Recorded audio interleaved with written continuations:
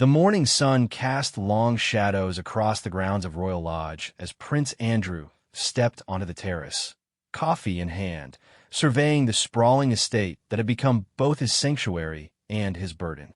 The 30-room mansion in Windsor Great Park had been his home for over 2 decades, but now whispers echoed through the corridors of power, suggesting his time there might be numbered. Andrew had always been the Queen's favorite son, though few would admit it openly. Born third in line to the throne, he possessed a swagger that his elder brother Charles never quite managed. As a young man, he had been a dashing naval officer who served with distinction in the Falklands War, earning the nickname Randy Andy for his active social life and magnetic charm that attracted models and actresses alike. The Royal Lodge itself told a story of royal ambition and family dynamics that stretched back generations. Originally built as a retreat for King George IV, the property had housed various members of the royal family over the centuries. When Andrew first set his sights on the property in the early 2000s, it was in a state of considerable disrepair, having served as the home of Queen Elizabeth, the Queen Mother, until her death in 2002. The negotiation process revealed much about Andrew's character and his relationship with the Crown Estate. Rather than accepting a standard lease arrangement, he pushed for something unprecedented, a 75-year lease that would effectively grant him control over the property for the remainder of his lifetime and potentially beyond. The initial lease required a payment of just £1 million up front, but came with the substantial responsibility of maintaining and renovating the historic property. Andrew threw himself into the restoration project with the enthusiasm of someone who had found his calling. He invested millions of his own money, much of it earned through his various business ventures and connections made during his years as a trade envoy. The lodge was transformed from a fading relic into a magnificent family home, complete with modern amenities while preserving its historical character. The property became a symbol of Andrew's status within the royal family. Here he could entertain business associates, host his daughters Beatrice and Eugenie, and maintain the lifestyle befitting a senior royal. The 30 rooms included multiple reception areas, numerous bedrooms for guests, staff quarters, and extensive grounds that provided privacy from the prying eyes of the media. During these golden years, few could have predicted how dramatically Andrew's circumstances would change. His role as special representative for international trade and investment gave him a platform on the global stage, and he used the Royal Lodge as an extension of his official duties, hosting dignitaries and business leaders in an environment that spoke to British prestige and tradition. The lodge also served as Andrew's primary residence following his divorce from Sarah Ferguson in 1996. Despite their marital difficulties, Sarah continued to live at the property intermittently, creating an unusual arrangement that raised eyebrows, but seemed to work for their family dynamic. The girls could move freely between their parents, and the lodge provided stability during what could have been a tumultuous period. Andrew's attachment to the property ran deeper than mere convenience or status. The lodge represented his independence within the royal system, a place where he could be master of his own domain rather than living under the shadow of his elder brother or mother. Every room bore his personal touch, from the art collection he had assembled to the technological upgrades he had insisted upon. The financial commitment required to maintain such a property was substantial. Beyond the lease payments, Andrew was responsible for all maintenance, staff costs, security arrangements, and ongoing renovations. The annual running costs easily reached into the hundreds of thousands of pounds, requiring a steady income stream that went far beyond his naval pension or official allowances. As Andrew's business interests expanded, the lodge became increasingly important as a venue for his commercial activities. The impressive setting helped him project an image of success and reliability to potential partners and investors. The property's royal provenance added gravitas to negotiations and social occasions that blurred the lines between Andrew's official duties and private interests. The transformation of Royal Lodge also reflected Andrew's vision of his place within the modern monarchy. While Charles focused on environmental causes and charitable work and concentrated on her extensive patron duties, Andrew carved out a niche in international commerce and diplomacy. The lodge served as the perfect backdrop for this role, combining traditional royal grandeur with the accessibility needed for business relationships. However, maintaining such an ambitious lifestyle required constant attention to financial matters. Andrew's various income streams included his military pension, allowances from the Queen, earnings from his trade role, and returns on investments and business ventures. The lodge consumed a significant portion of these resources, but Andrew viewed it as an investment in his future and that of his family. The staff at Royal Lodge grew to understand Andrew's particular requirements and expectations. He demanded excellence in every detail, from the maintenance of the grounds to the preparation of rooms for important guests. The household operated with military precision, reflecting Andrew's naval background and his understanding of how small details could impact larger objectives. Local residents in Windsor and the surrounding areas had mixed feelings about Andrew's presence at the lodge. While some appreciated having a senior royal as a neighbor and the economic benefits that came with the substantial household staff and regular visitors, others found the security arrangements intrusive and the occasional media attention disruptive to their quiet community life. The first cracks in Andrew's carefully constructed world began to appear in the late 2000s, though initially they seemed like minor inconveniences rather than existential threats. Questions started emerging about some of his business relationships, particularly those formed during his years as a trade envoy. The media, always hungry for royal scandal, began paying closer attention to his activities and associations. One name that would later prove devastating first entered Andrew's circle during this period: Jeffrey Epstein. The wealthy American financier moved in elite circles and possessed the kind of international connections that aligned perfectly with Andrew's role promoting British business interests. Their initial meetings took place in respectable settings, often involving mutual acquaintances from the worlds of business and high society. Epstein's lifestyle fascinated Andrew. Here was a man who had built enormous wealth through financial services, owned properties around the world, and commanded respect from powerful figures across multiple continents.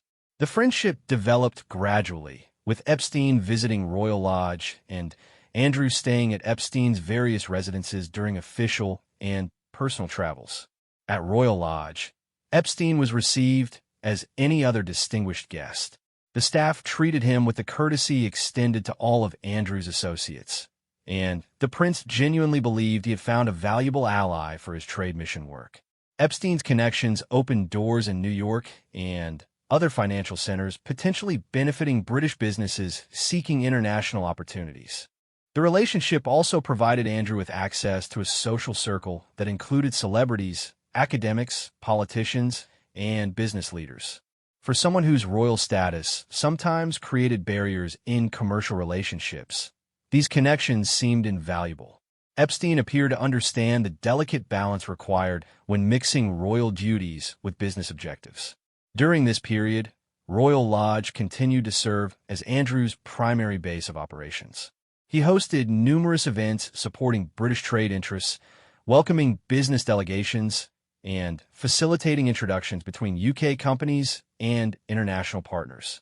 The property's grandeur enhanced Britain's soft power, providing a uniquely impressive venue for commercial diplomacy. However, Andrew's confidence in his judgment would prove catastrophically misplaced.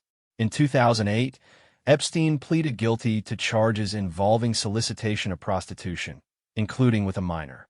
The news shocked Andrew's circle, but the prince initially viewed it as an unfortunate legal matter that didn't necessarily reflect on Epstein's character or their friendship.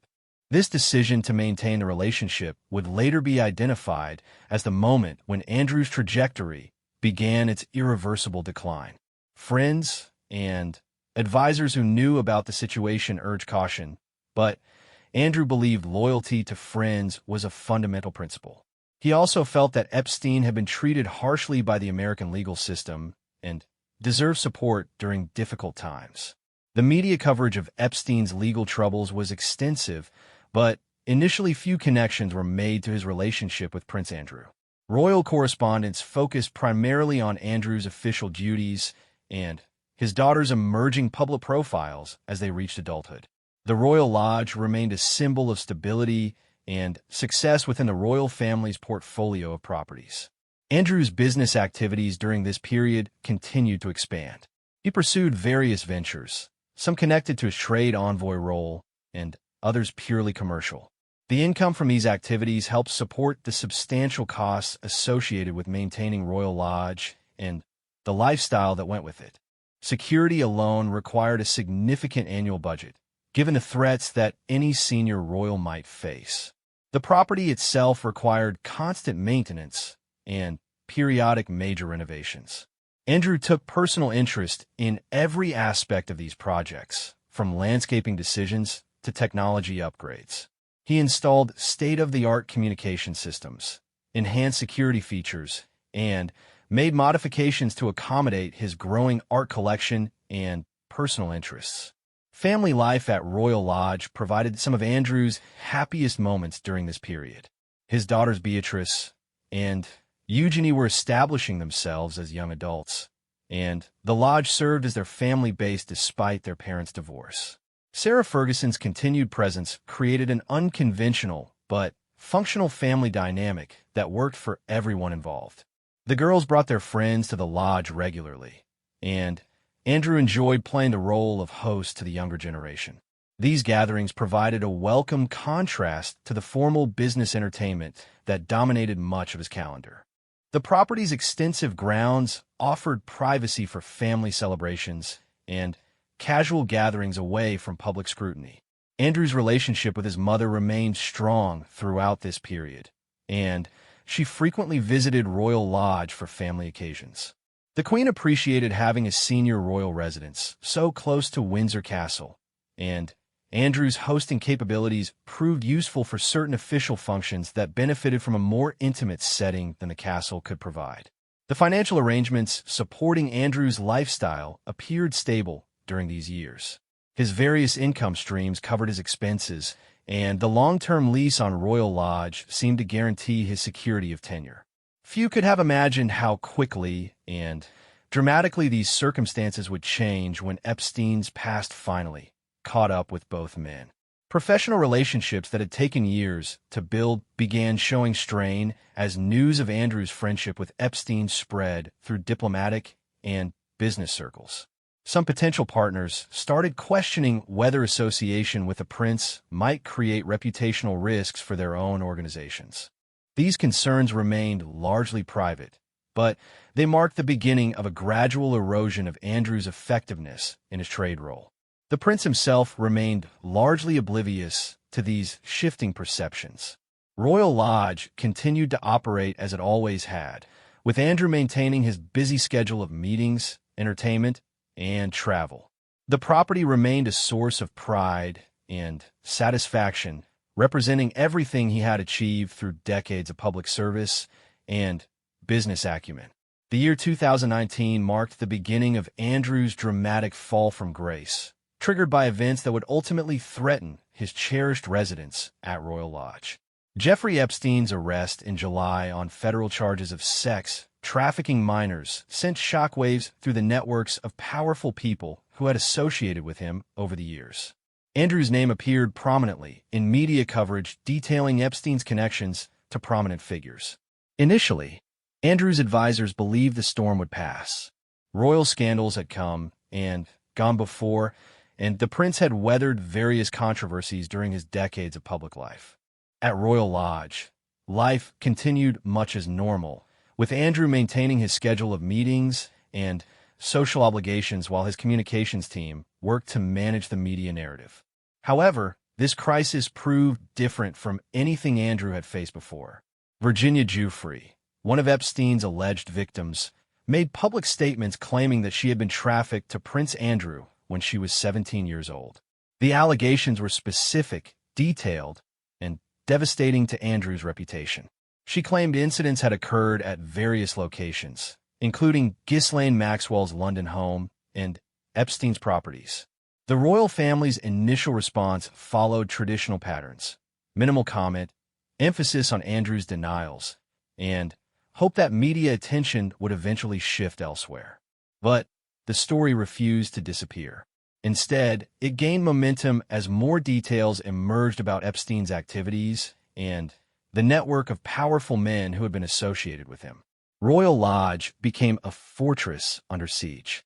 Media crews camped outside the gates. Helicopters circled overhead, attempting to capture images of the prince, and every movement in or out of the property attracted intense scrutiny. The normally private estate found itself at the center of an international media storm that showed no signs of abating. Andrew's daughters, Beatrice and Eugenie, found themselves caught in an impossible situation. Their father faced serious allegations that could potentially result in criminal charges, yet they remained loyal to the man who had raised them. The Royal Lodge, once a haven for family gatherings, became a place where they had to consider security implications of every visit. The prince's business relationships began collapsing rapidly. Organizations distanced themselves from him. Speaking engagements were canceled, and new ventures failed to materialize. The income streams that had supported his lifestyle started drying up, creating pressure on his ability to maintain the expensive Royal Lodge operation. Palace officials worked frantically behind the scenes to contain the damage, but Andrew's situation continued deteriorating. His role as trade envoy became untenable as foreign governments expressed reluctance to engage with him officially. The very networks he had spent decades building were now sources of liability rather than opportunity. In November 2019, Andrew made the fateful decision to participate in a television interview with BBC's Emily Maitlis. His advisors were divided about the wisdom of this approach, but the prince believed he could clear his name by speaking directly to the public. The interview was conducted at Buckingham Palace, not Royal Lodge, but the implications for his future at the Windsor property would prove enormous. The BBC interview became a public relations disaster of epic proportions.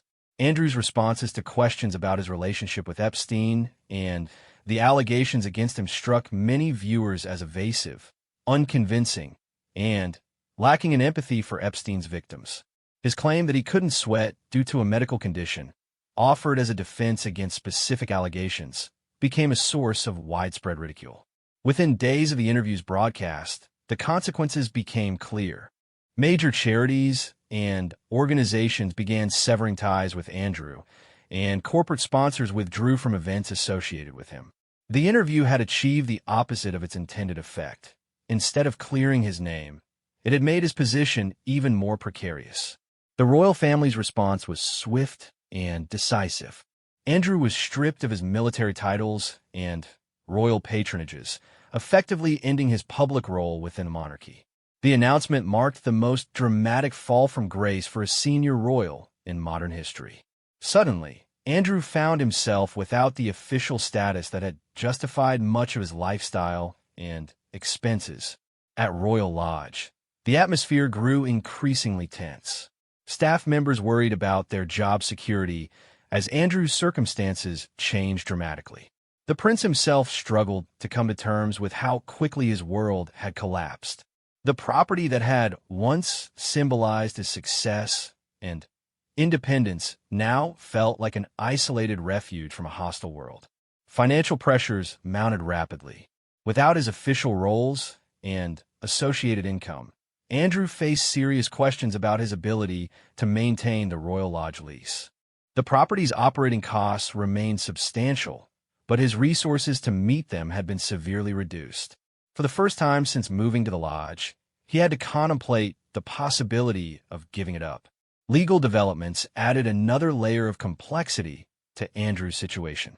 Virginia Giuffre filed a civil lawsuit against him in New York federal court, seeking damages for alleged sexual assault. The legal process would require significant financial resources and could potentially result in a substantial settlement or judgment that would further strain his finances. The royal family found itself in an unprecedented position regarding one of its senior members. While Andrew remained the Queen's son and retained his position in the line of succession, his ability to represent the monarchy had been permanently compromised. The institution had to balance family loyalty with the need to protect the crown's reputation. Charles, as heir to the throne, reportedly favored a more decisive separation between Andrew and official royal duties. The future king understood that the monarchy's survival depended on its ability to adapt to changing public expectations and distance itself from scandal. Andrew's situation represented exactly the kind of crisis that required firm action. The Queen herself faced an agonizing personal and constitutional dilemma. Andrew had always been considered her favorite child, and his military service had been a source of pride for the family. However, the allegations against him and his handling of the crisis had created an impossible situation that threatened the monarchy's broader interests. The year 2022 brought Andrew's legal and financial troubles to a critical juncture that would determine his ability to remain at Royal Lodge. Virginia Giuffre's civil lawsuit proceeded through the American courts despite Andrew's legal team's attempts to have it dismissed. The case attracted worldwide media attention and created enormous pressure for a resolution that would remove the specter of a public trial. Settlement negotiations took place against the backdrop of growing pressure from within the royal family for Andrew to reach an agreement.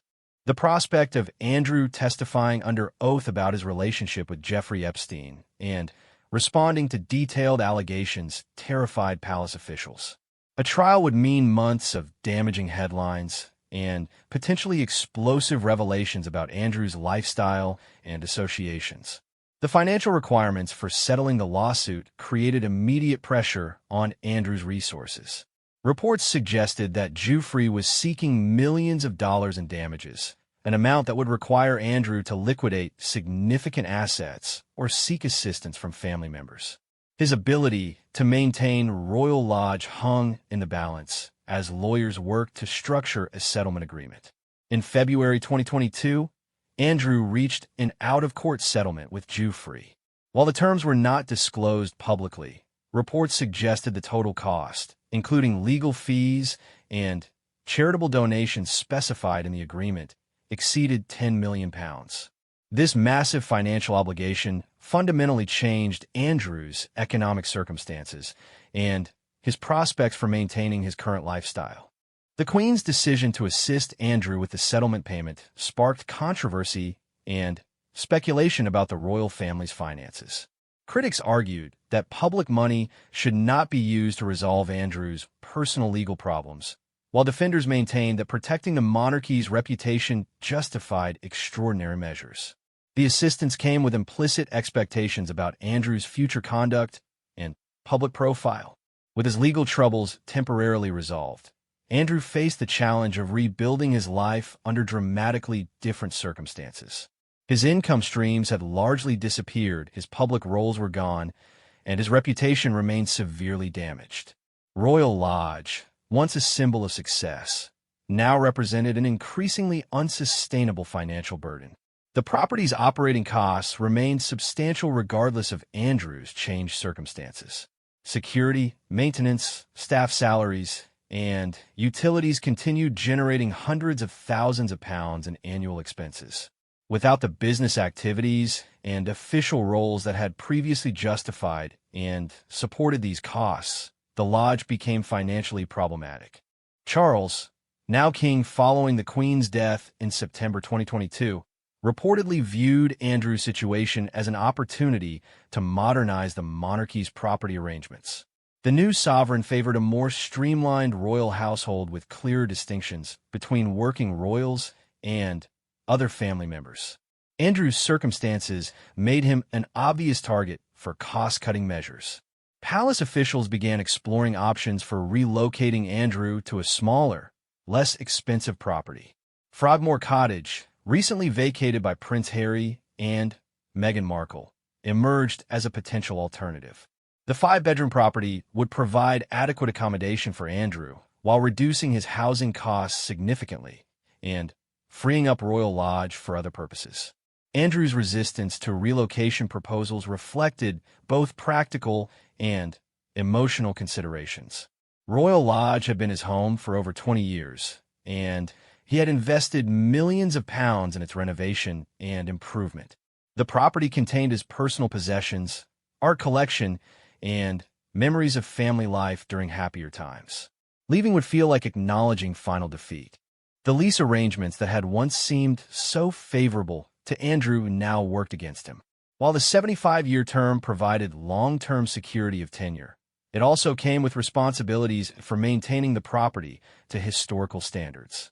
These obligations continued regardless of his financial circumstances or ability to meet them adequately. Negotiations between Andrew and the Crown Estate became increasingly tense as both sides maneuvered for advantage. The estate wanted certainty about the property's future and assurance that maintenance standards would be maintained. Andrew needed time to stabilize his finances and explore options for remaining at the lodge on modified terms. Media speculation about Andrew's future intensified throughout 2023 as visible signs of financial pressure became apparent. Reports suggested that some areas of the Royal Lodge grounds were receiving less maintenance than in previous years, fueling speculation about Andrew's ability to meet his lease obligations.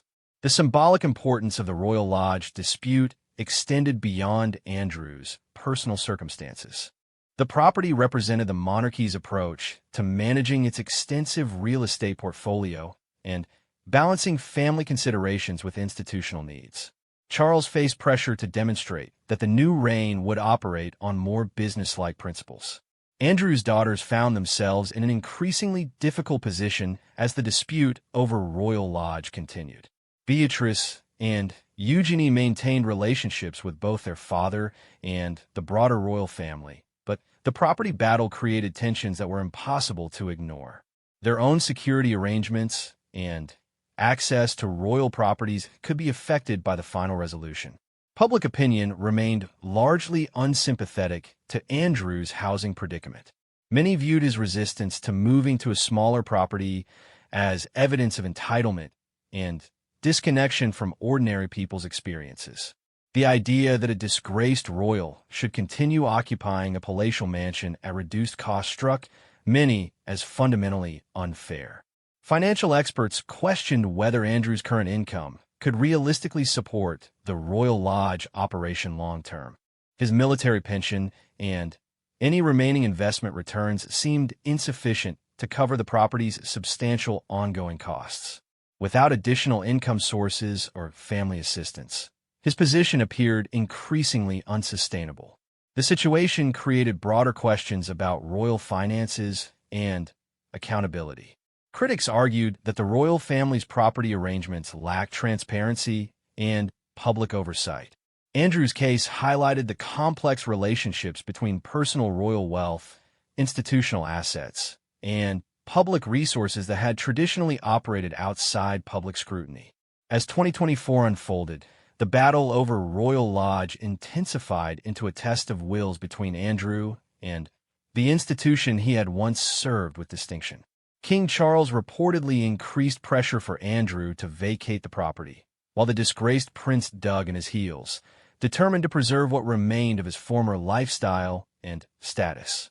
The standoff revealed fundamental tensions within the royal family about accountability, privilege, and the price of scandal.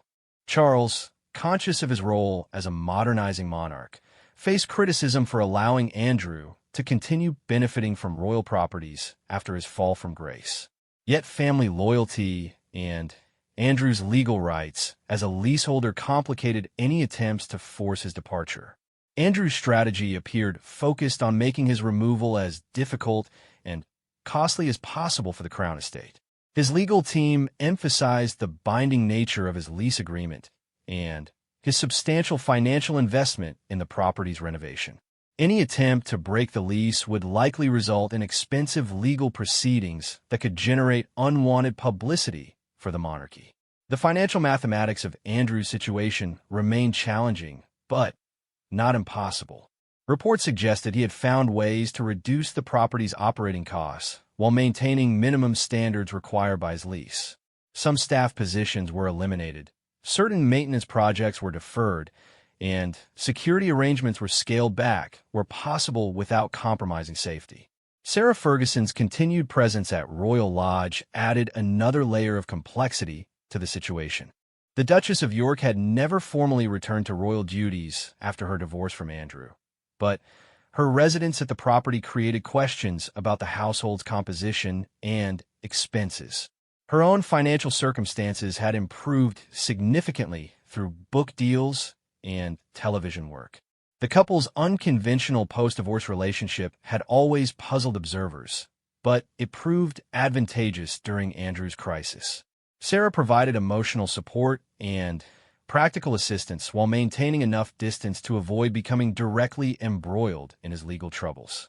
Her presence also helped justify the need for a larger property to accommodate their shared family responsibilities. Beatrice and Eugenie's marriages and growing families created new dynamics around Royal Lodge.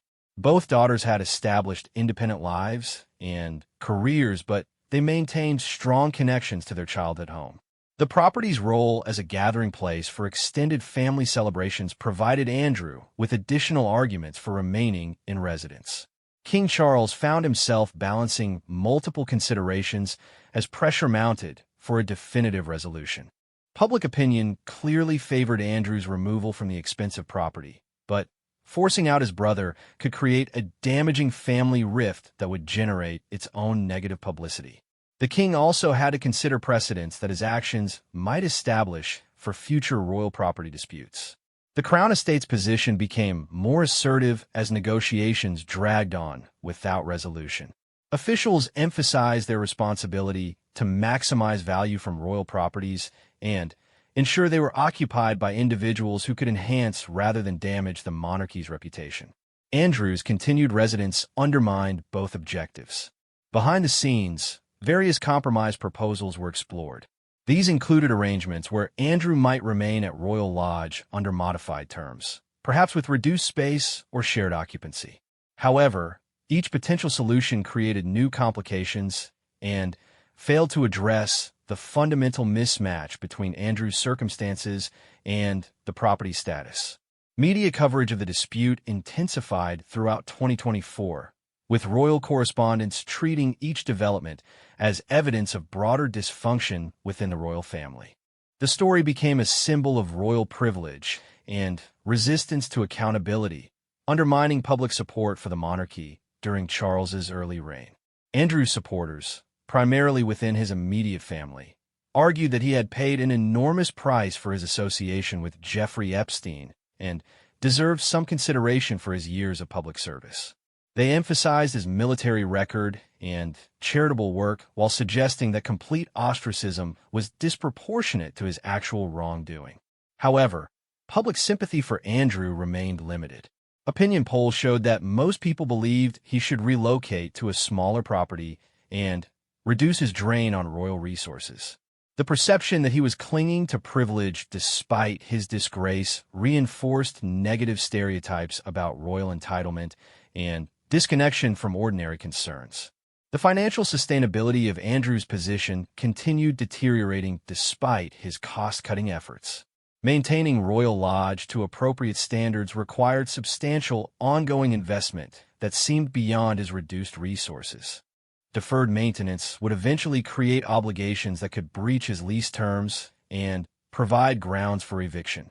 Legal experts suggested that the Crown Estate might ultimately succeed in removing Andrew through patient application of lease requirements rather than direct confrontation. If maintenance standards slipped sufficiently or lease payments fell behind, formal breach proceedings could commence regardless of Andrew's personal circumstances or family connections. The dispute also highlighted broader questions about the royal family's property portfolio and its management in the modern era.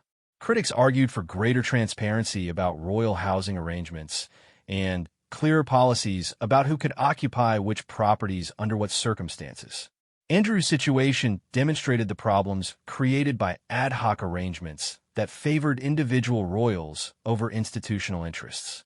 As the standoff continued into late 2024, both sides appeared to be calculating their options for the long term.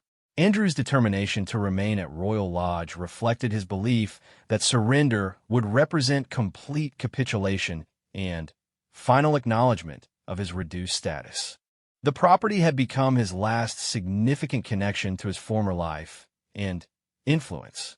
For King Charles and the monarchy, Andrew's continued occupation of Royal Lodge represented an ongoing source of embarrassment and public criticism. Resolution of the dispute had become a test of the new reign's ability to impose discipline and modernize royal practices. The outcome would establish important precedents for future conflicts between family loyalty and institutional interests.